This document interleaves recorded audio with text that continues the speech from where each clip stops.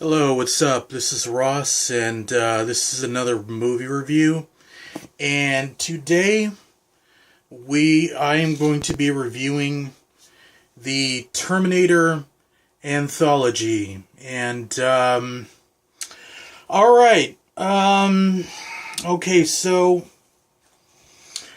James Cameron basically had the task of bringing the first two Terminators to the big screen. Now, there has been a lot of news and rumors about Terminator 5 being kind of almost like the route that Marvel is going, and that it's going to be like a kind of phase 2 on Terminator's part, where basically Terminator is going to reboot itself, and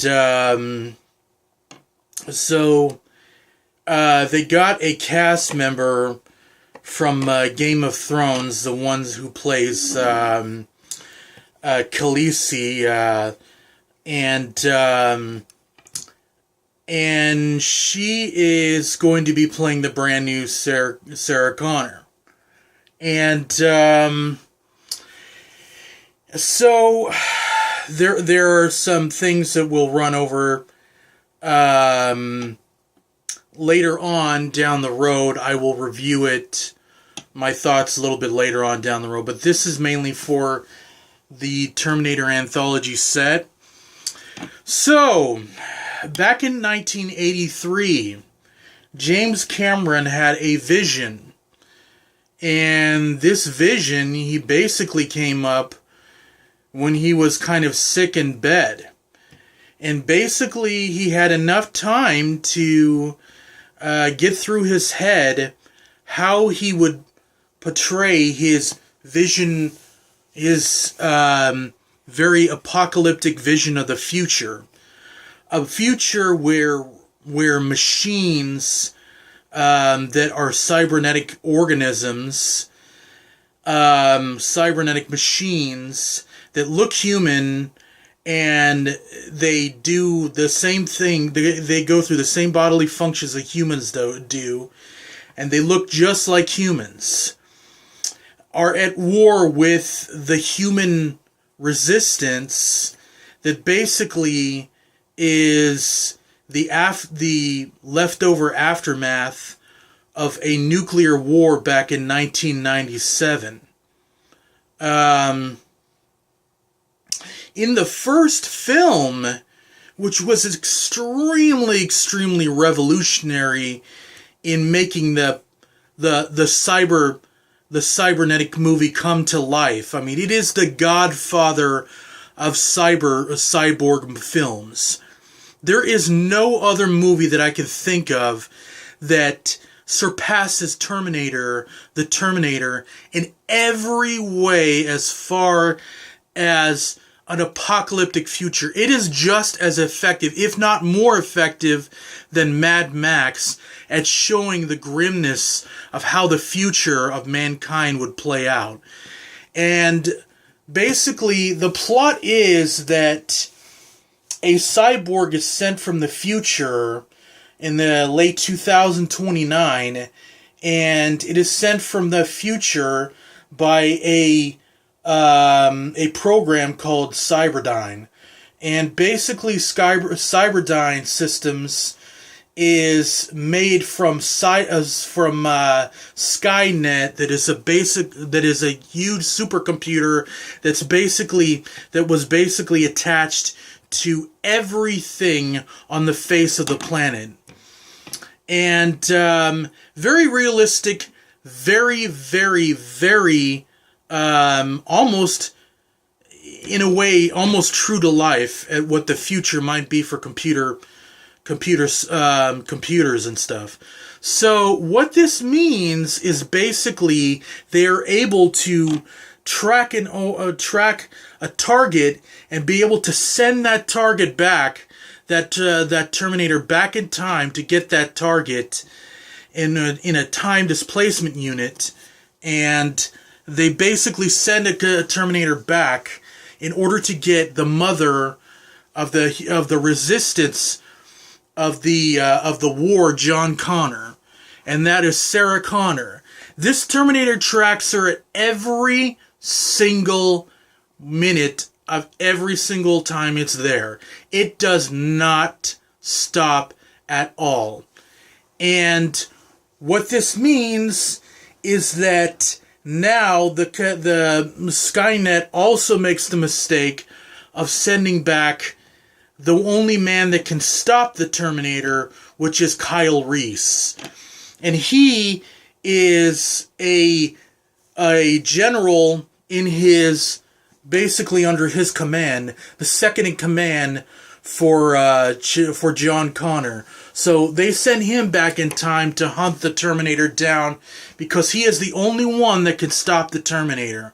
So this is basically the only way that they're able to track the Terminator, kill it and destroy it, but not without an easy task. And the only two that are able to stop it is him and Sarah Connor.